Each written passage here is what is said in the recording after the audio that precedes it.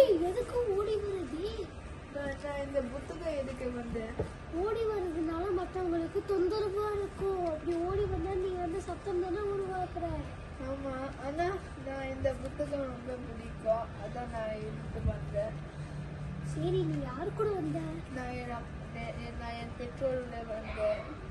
உனக்கு தெரியுமா இந்த நூலகத்துல என்ன பண்ணக்கூடாதுன்னு? நம்ம புத்தகங்களுடைய பக்கங்களை கிழிக்கக்கூடாது, சத்தம் போடக்கூடாது,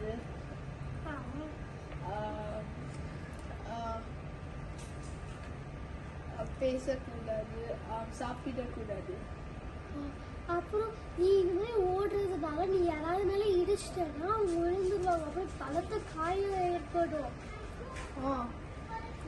அப்ப நம்ம செல்ல பிராணியை கொண்டு வரலாமா? கண்டிப்பா முடியாது. அது வந்துச்சுன்னா